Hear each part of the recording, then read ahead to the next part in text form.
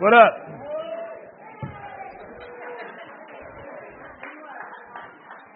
You guys get a drink? Oh, I didn't ask for damn, what's it called? Cosmo. That's all right. We'll talk about that at some other point. Well, look at that. I think they gave you the... Mitch, God dog it, look at you. Yeah, I Cosmo the shit out of it. It was one of those things I said a while back that if we can all drink espresso martinis, we can bring back the Cosmo, which I think is a much better food pairing. Just so you know. Oh, come on now. What? Kick back a dozen oysters with an espresso martini, man. Come on. Huh. I don't know how you start with those things. I agree. It's not a start for me, but people like to start. Yeah, I don't understand it. It's a finish. Yeah, or it's a midday. Oh, a midday. Oof, no. I don't know, man. I guess I just like bourbon on the rocks or an Amaro. Like a Braulio. Midday. Jamie, good call on that one today, man. Carrabba's crushed us. They did a 4-courser at 2 o'clock. You want to know how to get put down for the day? Uh-huh. Line it up. All right. So we got a lot to get through here pretty quickly. But I want to talk about Monteverde because you called me and told me what your plan was. And I think my exact words were, "You crazy? Yeah, What are you thinking?" Probably. A lot of people said that. Yeah. Why? For those of you that have not been to Monteverde, one, you're slacking in life, right? Because, I did already just tell you it's the best dining restaurant out there. Because it's so easy to fly to Chicago from Houston. It is. It's a direct flight, oddly enough. Thank you, United. Southwest and United. Take your pick. Hubs. But American. There's something about when I talked about that feeling, right? And so Jamie can cook, but does not cook anymore. He did cook. Yes, so he worked his way up in the kitchen at Spiaggia. I think when I became the purchasing sous chef, that's when he decided to move on. And there was a point where we were both cooking. Like he was the sous chef at Tony's new restaurant at Terzo Piano. What was the place called? Terzo Piano. Why do I got to do that shit? It's called Terzo Piano. I'll never forget though, they made that big inflatable pizza. Oh, that was at Bartoma. Didn't get that right either. My bad. But Jamie also. Terzo Piano was at the Art Institute, right? Correct. Nailed it. And then Sorry, Jamie also was a sous chef at Purple Pig. I like that restaurant a lot. I did back in the day. The crispy pig ears. Yeah, he crushed it. And with then the pickled chilies and the fried egg. And then he decided, I like clothes better. And so, I don't know if that's really why, James, but I think James, he likes fashion. So he got good style. I know that's Cody. My cousin Cody, yes. Jamie's got good style. So then, Jamie, come here. In the front of house. Jamie, come here. Walk your ass on up here real quick. Okay. He's got beautiful shoes on tonight. Well, so basically he decided he wanted to go in the front, and he really, even growing up as a young boy, he loved to help his grandparents at all of their family and friend parties. He would make the cocktails and the relish trays, and him and I both had these kind of parallels. I know. Seersucker pants. We had kind of a parallel love of family gatherings with entertaining.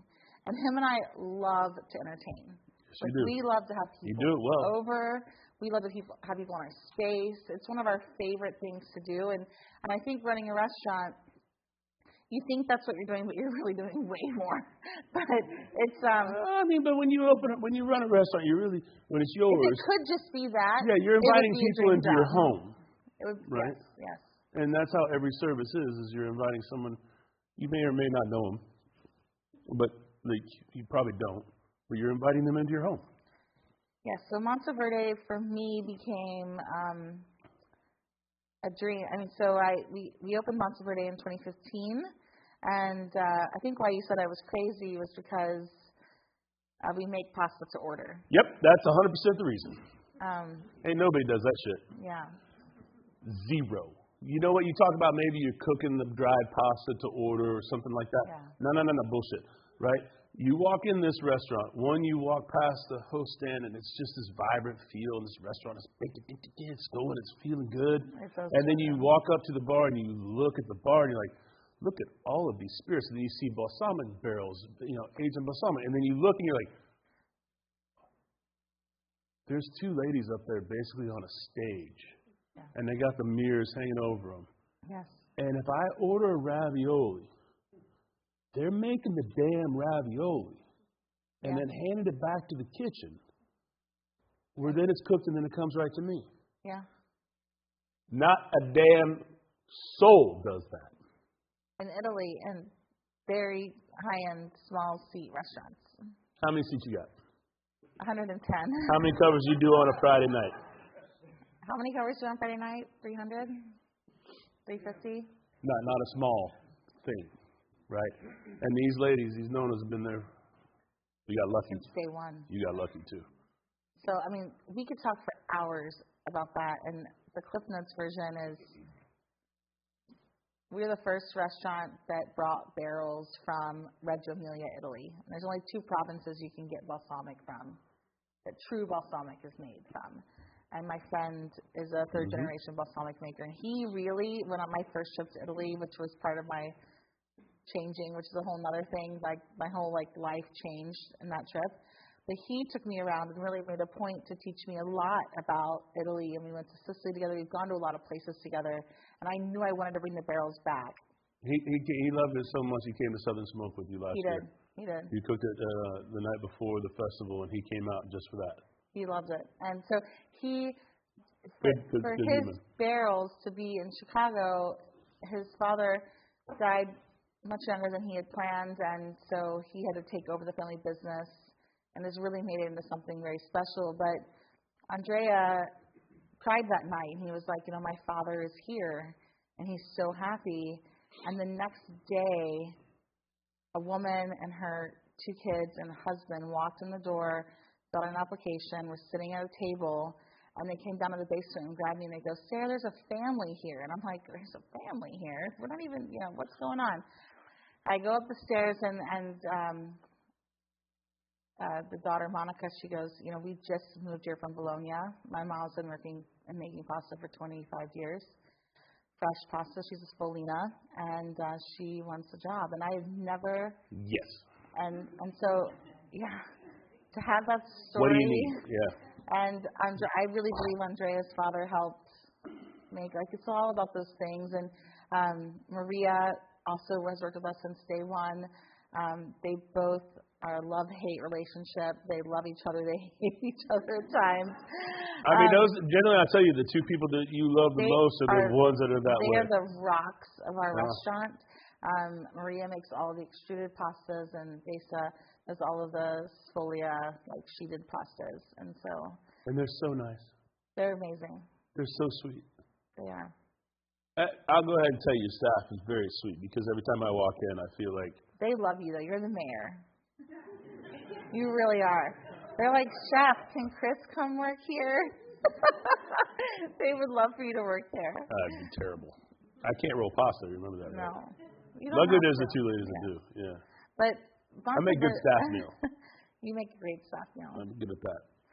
Monteverde, how I first saw the pasta being made to order happened my first few trips to Italy, but mainly because I was sent there by Tony Mantuano when I was, going back to my Spiaggia days, when I was set to become the chef de cuisine.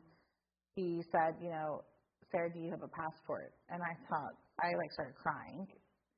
And asking a cook that, generally the answer is, no. Yeah, it was a big deal. So I was actually the purchasing chef, and so I was again, learning how to purchase. Like you had taught me how to purchase. Like that was such a big role. It's one of the biggest roles in the restaurant. Missy Robbins asked if I wanted to go on a walk. She was the chef there, and she's an amazing, amazing Italian chef in New York. Has a great restaurant, Lilia and Missy Pasta. And she asked me if I want to go on a walk, and I thought, oh God, I'm getting fired because I don't know enough fish or something. Either reserve for the walk-in, or let's take a walk. Yeah, take a walk. Those two things you don't come back from. And she said, I'm going back to New York. I'm taking over Avoce, Andrew Carmelini's restaurant, and I told Tony, I think you should be the chef here. And here again, I was passing up people that were destined for that role. They weren't destined. You were. Well, but I think it's like so crazy to think about. Like I tell the cooks all the time, like don't worry about your timeline. Like put yourself ready. Like put yourself in the role because it'll happen. That first trip to Italy, I met Andrea, and I had a journal with me, and every restaurant I would write down like every little note of the restaurant or the feeling or the dish. And we were at dinner, and Andrea said, I want to sign your notebook. And so he signed my notebook, and he said, Sarah, thank you so much for loving and respecting Italian cuisine and culture. Next time you come to Italy, you'll be Sarah Monteverde. And that's when I realized the name. And that... Because Monteverde translates to what? Gruneberg, which is Green Mountain in German, which is Monteverde in Italian, and it's like one of those like moments. Yeah, so it's like a real, it's a real special story. And again, it's these people. Like I can't stress to all of y'all enough. There's gonna be people in your life that are gonna be there to help kind of take you into a direction. It might feel a little, for sure. I learned a new verb. For sure. There's going to be people that are going to shepherd you into a new direction, and don't resist it sometimes. Sometimes it's worth taking a chance. And that's what I did. I took a lot of chances. Because I think a lot of people chase fame real quick, and that's not the right way to cook, right? Especially if you're in this business, or actually whatever business you're in. Chasing fame sucks, right? Chasing that fucking, like, I want to be the top. You got to get your way there and find your path. And you found your path. Yes, and winning is not always the answer. Like, I'm very happy to be the runner-up of a lot of those cooking shows that I've done. So. I don't know how you do that shit. Like, I'm glad I got blessed with a show that doesn't have to, like, jump out of an airplane with a spork and fucking cook in the forest of gnomes, right? Like, that ain't me. I think that what you've taught me the most, Chris, is that it's so important to stay true to the craft and the love of food. And, like, you're the real deal. And, like, I want to be the real deal, like, with you. I do. That's some emotional shit right there. And I'm not ready to cry yet. Well, I am. You need a partner in crime. I like it. We need tissues. Tissues of Cosmos. Stat. No, to that point, though, there's so many people that are cooking for not that reason anymore. And that's why I bring it up, because it's... But you have your locals, and you guys know those restaurants, right? When you walk in, there's that feeling. Yeah, right? and it can be any type of restaurant. Family-owned. 100%. If we were just in New Orleans, we ate at Saffron. It was amazing. Yeah. And that restaurant had that feeling. And it was so good. So if y'all go to New Orleans, please go to Saffron because it was insanely delicious. And there's chefs that you should follow and restaurants that you should follow that when you find that feeling and you know that that's what they create all the time. I think it's like we're going to Charleston this weekend, and I can't wait to eat with Jason Stanhope. Yeah. And, I'm jealous. He's such a talented person, but just a better human, right? And that's the thing. It's like when you see the humans behind the things, and that's one why we do the show, because we see the human side of it, not so much the restaurant side. But I think that he's like it's not always about winning, but you were bestowed an honor in what year? 2017. 2017. Yeah. You won a James Beard in your own city. I did. That's awesome. Yes, thank you. Thank you. And it was my first nomination too. Well, you won it right out the bat. Yeah. Me too. I was one and done. It was honestly such a cool opportunity. You know what's so crazy is the James Beard Awards. I went to the awards that he was nominated.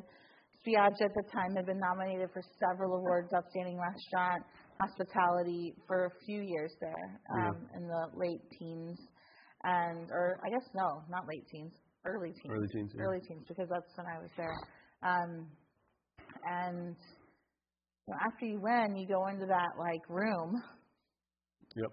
And they all ask you, what's next? And I'm like, what do you mean, what's next? I just won a James Beard Award. What do you mean, what's next? And my answer was, I wanted to write a cookbook. And here we go. So that's what made me want to do that. Was I didn't really, what's next? It wasn't another restaurant, but I wanted to then, write the things that, What was the thought process with the book? Which, by the way, the lovely folks outside have got them for sale tonight, and you should pick one up because Sarah will sign it for you. Please, yes. It's more than just the book, I think. It has an amazing amount of stories, and some of the stories you told tonight about cooking. And I think as a chef, there's chefs that cook from a place of their brains, cerebral cooking. There's people that cook by their heart. There's a lot of those things that kind of together. But I wanted to write a book that This book is you. I wanted to write a book that was really geared towards home cooking and also identifying things out in the wild. So I think a lot of times people that want to cook, they kind of brush over the grocery store experience. Shopping for the ingredients, and Top Chef, they'll teach that is make or break. When you go to the store, here's $5, go. But it's a make or break. You can go to the meat counter and pick a steak that doesn't have. You want to pick that steak, right? Mm-hmm. Or that piece, that tomato, or that. I think I'd be good at that show. Yeah. Well, not really. No, but even now, going to the store, it's not. People might watch you shop and they think you just grab stuff, but you're not just grabbing anything. No. We're in there I'm intentional. Kind of RoboCop picking, scanning, Terminator 2 style. What's the word like this? But that came from me learning about the root of cooking, and that's what I wanted to write about, and that really came from those first few days at Brendan's with you. Jesus Christ, here we go. And that's when he started crying. I told him the name of the rest of the book. So we're fortunate enough in this business that we get to travel a lot. And I would say that if we don't see each other once a month, it's really odd. And it's hard. It's hard, yeah. I mean, all of us as friends are very, very close. And chefs in general we have a really good friend network, but we've been connected for a long time. And Lindsay and Jamie as well. It's one of those, it just feels right to go do shit together. Yeah. We spend our birthdays together. We spend everything that's really important together. Yeah. He's my brother. Because there's moments in life and people that you choose to be with, and I think that's what's, we all have our friend groups, but as far as traveling the chef world and shit like that, it makes the world to me. And we always end up in Raleigh together. Yes. Because of Ashley Christensen, another one of these little, I dare to say, magical people. She's a magical person. Yeah, she is. But we're sitting at a house, and we're talking about the book. We're sitting at our friend's house in Derbs. Yeah. And I had yet to hear the title of the book. Right. I knew the book, what the focus was. And yeah, so a little backstory. We have the same literary agent, David Black, who is responsible for many great works. Yeah. If there's a really good chef book that comes out, it's probably David. Even like fiction, nonfiction books too. David Black Agency is awesome. And plus, I always have to say, I got an agent.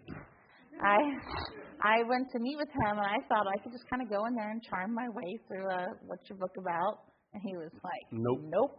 Also, David Black is like 5'3", 5'4". Yes. And he's got a giant desk, and he's not afraid. I guarantee he did it to you. Put his cowboy boots right up on the desk. He was like, yes. So tell me about the book. And he's just like, he did the same thing to me. I've never been so intimidated in my life. 1,000%. 1,000%. He's terrifying. He is a bulldog. He is. And one of the sweetest human beings on the face of the planet when you get to know him. So he'll scare the shit out of you at the beginning, though. I told him I want to write a pasta book. I want to do this. He said, no, you can't do that. No one wants a pasta book. And I was like, really? Come on. Like, I make pasta. It's like Monteverde book. Everyone loves Monteverde. No. It's not enough national scale. Nope. Mm-hmm. And then I thought, well, maybe a sauce book. I'd love to make this book about like sauces. I think you can use the sauces in another way. He's like, no, it's complicated. You can't make one sauce and another sauce. It was just like, and I was like, oh my God. He's like skeet shooting as you're throwing shit out. Yeah. Kaboom, kaboom, kaboom. And he's 100 for 100. That guy's on it. So then I went back home and I thought, gosh, okay. And so it was the proposal time. And we worked on one proposal, and he hated it. And on the phone, I remember I was standing outside in front of Monteverde, and he said, you need to step up and step out. And I was like, excuse me. He still tells me to this day he hates the title of my book. He told me that, too. Yeah, he hates it. Eat Like a Local. What the hell is that all about? He should love that name. No, Cook Like a Local. Sorry. That's the show. My bad. I got it back. He would have liked that better, maybe. 100%. He does like the idea of the show being called Eat Like a Local, yeah. But Cook Like a Local, he's like, I don't get it. This is just dumb. So I knew I wanted to write a pasta book. I knew I wanted to write a book about Monteverde. I knew I wanted to write a book about what it meant to source ingredients at the grocery store, to go to the market, to be inspired, because that's what so much of cooking for me is. I mean, being at Brennan's with you and going to the markets and going to the farms, going to Froberg and all those places, like that's what started the creativity. Yeah. So I remember I just went out of the gym and I was sitting in the car and ready to go home, I think, and it hit me. It was, listen to your vegetables. And I knew it. And the reason I knew it was because at Brennan's, when it was time to cook those kitchen table menus, you know, I said earlier they gave you the opportunity to cook something that you wanted to cook, or you could just do a dish off the menu. And I remember saying to Chris, I want to create something. And he was like, you do? And I was like, yeah, I want to like make a different dish today. That also meant I was set up on my station that I could actually do something, that I had time. Yep. And so he said, come on, let's go in the cooler. Let's see what talks to you. And that was the best advice I ever got, because I listened to that advice my whole career, because I listen to the ingredients, I listen to the stories behind the ingredients, I listen to the people that make the traditional dishes. And when he went in the cooler with me and we looked around, he goes, well, what are those peppers saying to you? What is the cauliflower saying to you? And I found myself in front of a big box of beets. And at that moment I said, I'm going to make beets. And I think he looked at me like, oh shit, no one's cooking beets right now. It was only 2002 or something. Beet salad wasn't popular yet. And I roasted these beets, and then I did this apple thing, and I did it with a piece of fish, which I don't think I would ever do that dish now. But it was like the first. It was like beets and apples and Swiss chard and a piece of like lemon peppery fish with like a beurre blanc sauce. But people loved it. But what was so different about it is it was strikingly beautiful. Yeah. It had this vibrancy of color. And it ended up being in the next Brennan's cookbook, I think, with the quail dish, those beets and apples. Yeah. Again, the chef comes in and goes, I got this idea. Oh, man. It was a foie gras apple frisee pecan dish. That was the one of same the bullshit. Yeah. best foie gras dishes I've ever had in my life. The Chris Shepherd, Colleen liqueur foie gras dish. But so I named the book "Listen to Your Vegetables" because at that point I knew I could really tell the story of what it meant to cook that way by walking in and listening to your vegetables, listening to the dishes, and listening to people that mean a lot. So we're at the Derbyshires, and I tell you the name of the book, and you like from across the room, and there's 12 of us sitting there, and I immediately just broke down, kind of like I did just a second ago. Yeah. It brought me to tears, and tears of happiness and joy, and to see that you've fulfilled, or you are. I shouldn't say you have fulfilled. You are fulfilling your desire and your dreams. Well, it's the greatest moments of my life. Is when you can see people that you've worked with and have touched, they found that in themselves. And I go back to, I said it earlier, confidence, right? And you have a sense of aura, a sense of confidence, and a sense of love and desire that it's infectious. And it's that way with your staff. It's that way with your people. Thank you. It's that way with the producers you work with. I want to tell their stories. I want to.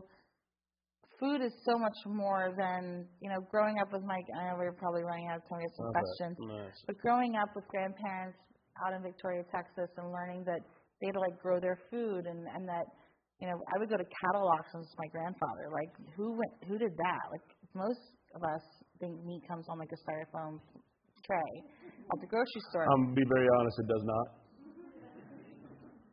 And so it, really teaches you, so I would hope that all of you, when you're going to the grocery store, try to find out a little bit about those ingredients or the farm or the market and cook something new. But your book is beautiful, too, because it's broken down seasonally by vegetables and ingredient. And a pasta chapter. So I found a way to do a little, there's also... Also, if you look really close, there's the meatball recipe, but it doesn't really, it's kind of hidden. It's there. It's in the tomato chapter. We make the tomato sauce. But, David Black said, no. And then I ended up being able to write what I think Listen to Your Vegetables is very much a Monteverde book, but designed how I cook at home. So I open up the vegetable drawer, and if I have something in there, then I can cook dinner. But if I don't have anything in that drawer, it's hard to make something. So we just talked about it backstage. It's what's your go-to late night? You're pizza, but I always take it. Yeah. HRI, is that right? Yeah. HRI? Home Run Inn. Home Run Inn, which is a frozen pizza in Chicago. They're great. They are delicious. I've had many. But you'll put vegetables, a lot of vegetables on it. All of them, yeah. And you can't get away from it. They're so good. What? They're delicious. No, we did this farm dinner, was it last year? At Brennan's? Yeah, at Brennan's. We got back together and we did this dinner. For the farm and for the book, yes. Yeah, and of course, the farmers would just load us up. And that shit ended up at my house. I don't know how, but scrubbing radishes before you left and it's such a, you're going to maintain those characters. You do. You have to care for them. You do. Don't just think of it as like a steak. And then the book has a bunch of illustrations. So listen to your vegetables, and you can open up the mushroom chapter, and there's an illustration drawn. And that's how I want you to hear the vegetables. So if you're thinking, Sarah, I can't hear vegetables. What do you mean? Look through the book and look at those illustrations. And that, I think, is the first introduction to them being a spirit or a being or something bigger than just a vegetable. Right, because and I think that home cooks, even chefs, a lot of people have a preconceived notion of what they're going to do, right? And so people go to the grocery store with this advanced version of a They're going to the bread. MS-DOS document of vegetables and shit that they're going to buy to make dinner with.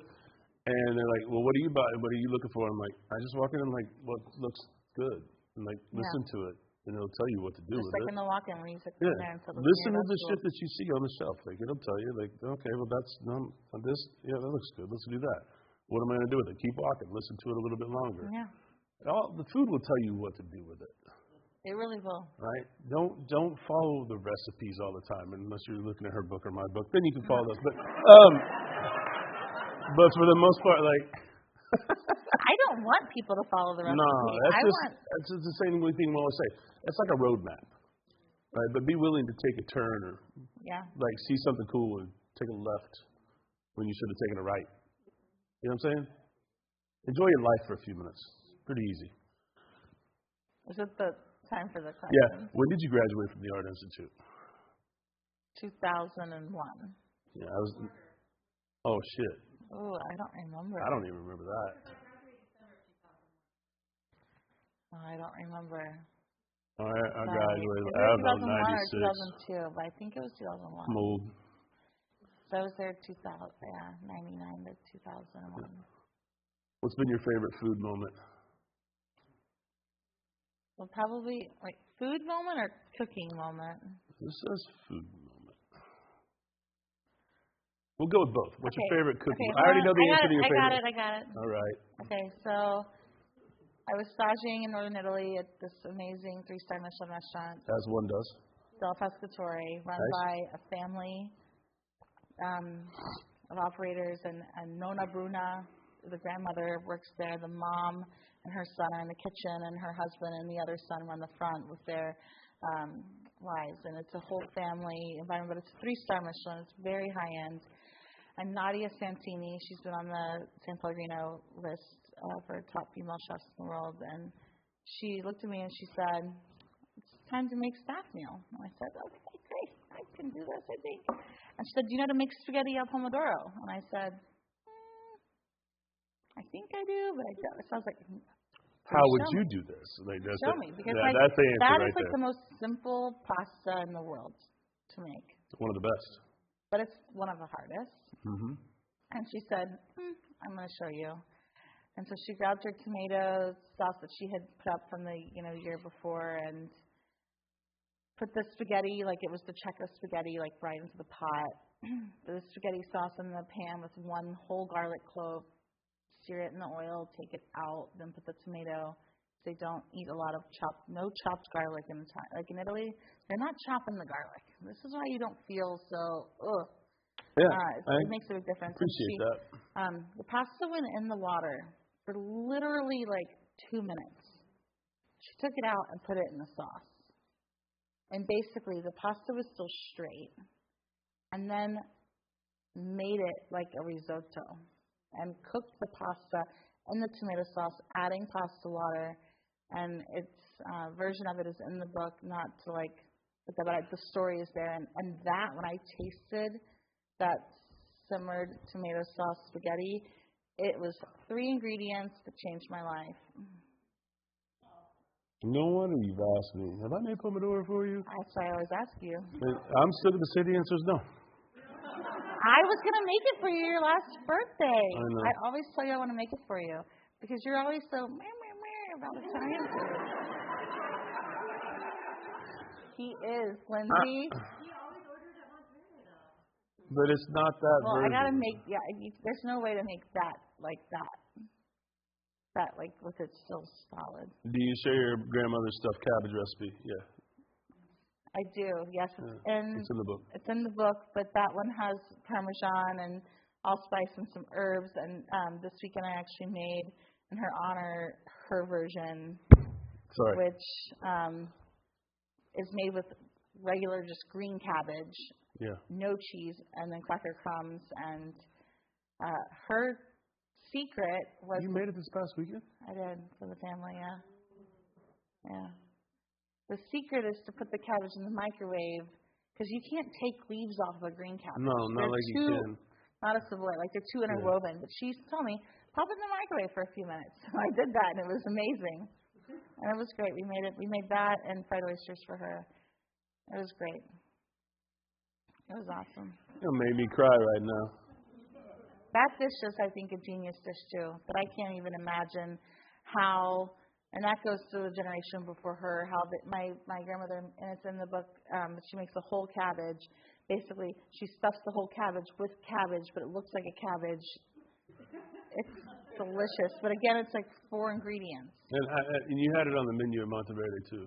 Yes, Smaller versions. We do it in rolls, yes. Yeah. It's so damn good. Yeah, it's good. Oh, my God. Yeah, I think I need to go to Chicago again. Oddly enough, we are. How did you recover from the 86 boudin? I think you did all right. I think that you just helped. I learned a lesson, and now I don't 86 anything. Yeah, no. That was like a quick lesson, like, don't do that again. How do you react for requests for an item that's off the menu? And that's easy because we work for the Brendan family, and that should happen every day. How do you ask for an item? How do you react for the request of an off the menu item? If you can do it, do it. If not, don't say no just to be an asshole. Right? That's how I've always kind of lived. I would say that honestly, it's become like it's hard because you can say yes so much that then you don't realize your 20-item menu is now 45 items. Mm. So sometimes you have to like realize, let me stop for a second, because if not, you're focusing too much on one dish, and then the rest of the guests ordering those dishes might not be getting the same. So it's a balancing act. It really is. Yeah, because like Friday night at 7:30, that shit ain't happening. Don't even people ask. People ask for carbonara, and I'm like, there's no way I can make carbonara right now on the line. There's like with the Brennan family, like with Brennan's, it was one of those things like that dish they've have had historically through their time with the family, whether it be through, and a lot of those times, especially with a restaurant like that, it could be something from what their mother or their father had when they were alive, and now they want to recreate that for their kids, and so you want to do your best to keep that going. It was great at Brennan's because it showed you like all of this history of recipes. And what I love about that New Orleans Creole cuisine is how they name every dish after either someone or a place or something. Like Oysters Bienville. Why isn't it called that? Yeah. I don't know. And everybody's got a crepe named after them. I don't get it. Oh, yeah. You need a crepe. I don't want a crepe dish named after me. Just crepe shepherd. No. Crepes ain't having it. I'm not a crepe fan. Okay. That's like saying you should have a poached egg and hollandaise dish named after you. Absolutely fucking not. This shit's nasty. It's not nasty. Man, every Sunday I walked in, they would be like, that happens, don't worry about it. No issues. I would walk in just out the shower, happy. All right, I got the late shift at brunch. We're going to be good. And I walk in and be like, fix the hollandaise. I'm like, mother. It's like clarified butter all up over you. Yeah. It's the worst. It was an 80 egg yolk hollandaise made in a Hobart mixer that you put the bowl over the deep fryer with all the baskets. Go. And then shit all over you. Terrible. Hollandaise is disgusting, and you guys should not eat that. I'm going to boycott it for you. Put a turned artichoke on the bottom of it. That's the one thing, like, Lindsay, I'll make you anything, and she knows never to ask. There's no cream spinach with artichokes and hollandaise. You like the sardu. I don't. I think it's disgusting. You've eaten it before. I've eaten it before. I think it's still gross. Okay. I think artichokes are disgusting because of that reason. Okay, artichokes are not disgusting. They are terrible. You haven't been listening to them. I listened to them yell at me like at 10 o'clock as you're getting ready to clean up your station after getting pummeled. Boiled them in giant pots. And then someone dropped 2 cases of artichokes on there and go, why don't you turn these before you leave? And you're like, I just did 450 covers, man. What are you talking about? Fuck, all right. You know? And it was like, I won't drink Chinar. Like, everything about the artichoke is terrible. Everything about it. I hold, like, deep-seated hate to certain things. Yes, I know. 750, 800 covers every Sunday will tell you don't eat that shit. I'm going to change you. I mean, it's delicious. It is. And people should go eat that all the time. For me, no, it ain't going to happen. It might. No. We get to hang out, and we do. We hang out every year. Our birthdays are pretty close together. Yeah, they are. And so we all get together up in Wisconsin and hang out. I'm going to make you artichoke pasta. I'm not going to eat it. Yeah, you are. I will pick around it.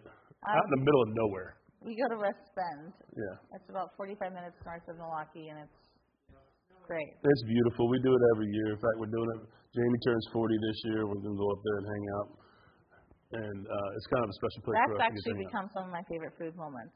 Is when you and I get a chance to cook together, and it's just us playing. It's like the sandbox. Now we're in the sandbox. We're not out of the sandbox. Yeah, it's just cooking. Yeah. I did my 50th up there 2 years ago, and man, y'all blew it out the damn water. With Ryan Pruitt was there from Passion, New Orleans. Ashley was there, right, and then us, and everybody had a night to cook. Well, you put 4 beer to ones in one place. Everyone showed up with a cooler of food. There was a whole itinerary of cooking. Right now, if you were to ride with us or see us at Intercontinental tomorrow, you're going to see us with 2 coolers and 3 suitcases because we've been on a crazy whirlwind trip right now. That's me this weekend. And we have 2 coolers at your house right now. I tell you, but that weekend alone, I think we almost broke Lindsay. I bet we did. Yeah, the amount of champagne consumed was, I think she had to take a break for like a month because it was Magnum of this, bottle of it didn't stop. Yeah. And I look forward to those moments again in 2 weeks, Jamie. He's getting high life. What are you talking about? I mean, I'll eat a High Life. Come on, I'll drink a High Life. Let's go. I'm drinking Elijah Craig too. Anyway, that's nice. So, hey. Hey. Absolutely love you. I love you too. And there's certain people, and this is what I do want to tell you, is there's certain people in your life that you become friends with, and make sure that you don't pass those moments by. Right? We do a good job of trying to, find each other and hang out, the 4 of us or whoever we're with, all of our friends, and I think it's the moments that I would never give back. You spend time with your friends, you spend time with your family, you spend time with the people you love around you, the people that make you better, people that you can confide in with conversations, the ones that you can learn from. I learn from you all the time. The people that make you better are the ones that you need to be around all the time. Absolutely. And I found that in you. I found that in Jamie and Lindsay and Rob and Ashley, and go down the list, right, of the people that we are always together with. But no one can take away our history. Hell no, kid.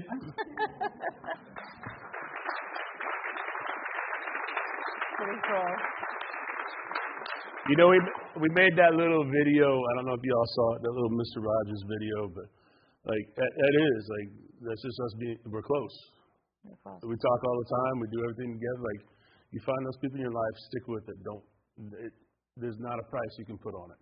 I would say that one of my greatest loves in my life is that I've been able to go through being the mentor-mentee relationship to the friend relationship, now to the brother-sister relationship, because I really do feel like you're my brother. Let me write this up. But it's really amazing because it's really special. Because we have conversations all the time about how should we do this, how should we do that. It's now the conversations where we learn from each other, and we can balance this act of how do we get through these situations, right? And I think everybody needs that in their life, and I'm very lucky to have that with you. Thank you. And this fireplace. Yes. Mitchell, you did one hell of a damn good job on finding us a fireplace at the last minute. Thank you so much. But the whole putting your feet up, the sit back, put a blanket on, put your slippers on, practice that more in your life with the people that you love. Yeah. Right? And those are the things that you can learn from tonight, right? Believe in somebody that can believe in themselves. Learn together. And don't miss those moments in life. Right? We all get busy. I get it. And we missed a lot of moments in life. We did. Just because cooking we've come together later in restaurants and things like that. That shit all happens, right? But bring it back to what's important to you. Right? And that is the people around you that you love. Don't miss the moments. We've had this conversation before. Thank you all for coming out tonight. Do you have any? I've asked you. I am terrible at folding blankets. I've asked you pretty much everything under the sun. Is there anything you want to ask me? No, we're good. What ingredient do you actually like? Nope. I know all the ones he doesn't like. The list grows. It grows. Every time he's like, I don't like that. I don't like this. I think avocados are silly. No, wait, that's not my question. We can go down the list of shit that you'd just be like, seriously, dude? I think potatoes are terrible. What do I like? Like, what is like? I like rice a lot. Okay. I'm a big rice fan. But not risotto. No. Okra's gross too. Let's do slimy. See, it's like, as soon as I want to make him something, you like the rice I made, well, I kind of made in Alaska. It's delicious. No, I like things that you can't bullshit. Right? If I don't like it, look, I believe that the potato is bad because, like, let's be honest, like 85% of potatoes are shit, right? Like, you can't say you love mashed potatoes because not all mashed potatoes are really good, right? But it's just not the happening. potatoes' fault. It's not. And I understand. I do understand. It's always the magician, not the wand, or maybe the wand, not the magician. However you want to look at that, right? Right. However you want to look at that, that's fine. Avocados, that's just gross. Do you have I hate the question last meal just because it's too hard. Yeah. To pick one. But what if there was like a month of General Tso's chicken? Fuck yeah. Is that it? Oh, I love it. I love American Chinese. I love Chinese. I love Vietnamese food. I love, I love the food of our city. Yeah. I love living here so damn much. I just don't know. I don't think there's another city I would live in because, oh man, the people, the food, it's very emotional to me. The people, the food here is some of the best that I've ever had. And so, like, I love it here. Yeah. I love the fucking food here so goddamn. Oh, man. You can take me for Vietnamese tomorrow, tonight. You can take me for anywhere. I love our people. I love our food. I love this city. And so I guess that's it, right? I guess it's not really an ingredient as much as it is where it comes from, right? And the people that are making it. And I think that's what I truly love, right? When you say, hey, do you like General Tso's? I don't like all General Tso's. I like rice box General Tso's. I like that egg roll. I know he buys them. That's just delicious. I love going to China Garden. I love her egg roll. Best egg roll in the damn world. Yeah, we were supposed to have that. Oh, when she cuts it like a hot dog, not a hamburger. That shit blew my mind. When she was like, what are you doing? You're cutting it in half. I'm like, yeah, I'm going to eat it. She's like, no, cut it this way. I was like, oh. And she's like, sauce right down the middle. I was like, yeah, that's the face I gave too. I've just been doing it wrong my entire 52 years. Fucking it up. Not a dip. No, not a dip. You sauce the whole thing. It stays crispy and nice. It's like a typewriter of happy. See? There's certain things I'm very passionate about. Egg rolls happen to be one of them. I don't know. And you say I have this love-hate thing with Italian food, right? Or I don't understand it as much, and that's not the culture of food that I understand. So, and I think that, quite frankly, a lot of people that cook Italian food don't understand it either. It's true. Right? And I'm not wrong about that.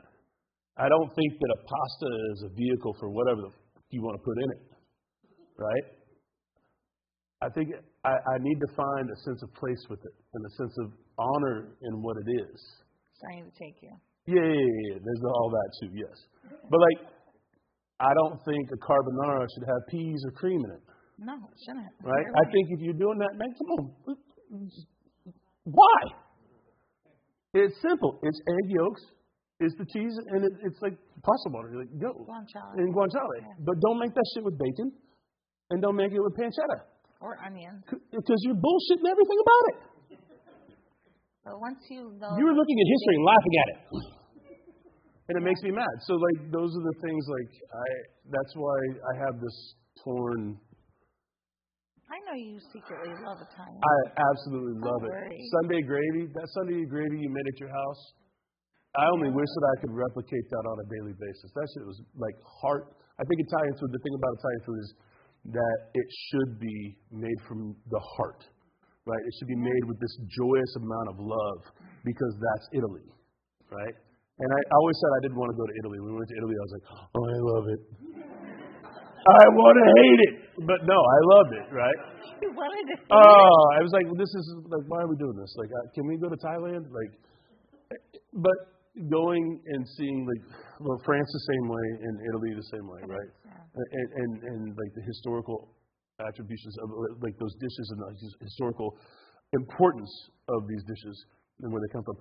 You gave me one of the greatest bites of food that I've ever had not too long ago. What was that? We had it at your house. It was room temperature Parmigiano with balsamic. With balsamic on it. It is one of the best parts. And it's literally, like, if you haven't had that, let that shit sit on your counter for like a day. Thank you for saying it. Yes. Right? True. Let that parm sit on the counter for a day, crack it off a piece, put some really good balsamic on it, and put it in your pie hole.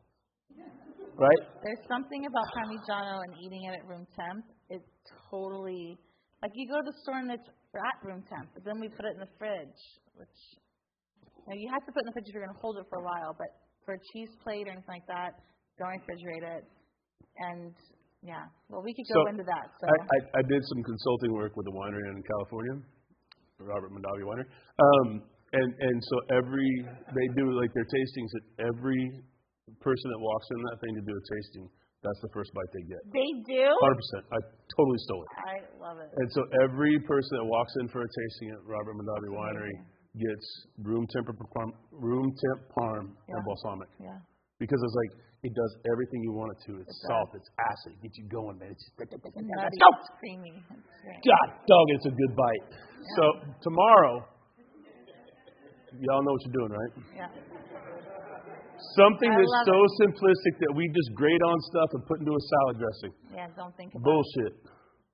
Good and good. Two of the best ingredients on the face of the planet put together make the actual, like, makes every potato wish they were a piece of parm. Yeah. Thank you, Chris.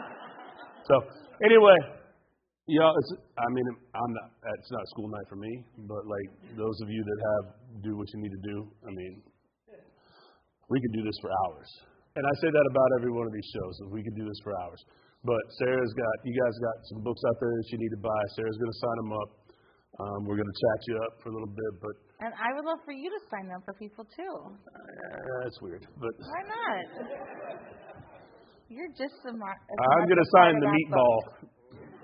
You are just as much a part of that book. Yeah, but you make the best meatballs on the face of the planet. Just sign the meatball page. Okay, that's fine. I can do that. And Jamie Samantha Cheese. Best Samantha cheese ever. Yeah, I was wanting to have him up here making martinis tonight because he is a service, like we were at the house today and I was like, man, I could really use a Braulio after lunch, and I didn't say anything. I was like, I think I'm going to get up. And he gets up and he grabs 4 little shot glasses, a tray, and some ice, and a bottle of Braulio, and just walks around to each one of us and is like, Braulio? No, he brought a measuring cup of ice with a teaspoon. Yes, you can just put so a little bit of ice. So he could just fit it in the shot, because the teaspoon But he took the teaspoon off the entire, like he unraveled it off of the little, and then went and put it back on. That dude is a hospitalitarian. Anyway, we've taken enough of your time tonight. All right, meatball page. Jamie's going to sign the Samantha cheese page. Yeah. We're ready to go. And just remember the things that we said that are important tonight. Find the people around you that you love and make sure you spend the time doing it with them. All right? No matter what, like, you can't put a price on love. Right? Spend the time with the people that you love. Absolutely. Cool. Thank you. Thank you, everybody. Next up, at this crazy thing, like when we said we were going to do this, I never knew where it would go. I still don't know where it's going to go. I enjoy doing this. I hope you all like it. Next up is Aaron Franklin. So I don't know what the date on that is. You guys can look at there you go, April 1st. Somebody's going to tell me. I don't know. But that's going to be great. That's April Fool's Day. Oh my God, the puns that are going to come out of that guy's mouth. You want to talk about a dad joke? He loves the dead. Oh, it's insane. Anyway, I love you. Take care of yourselves. Take care of the people around you. Take care of your neighbors. Take care of everybody, all right? Thank you all. Thank you.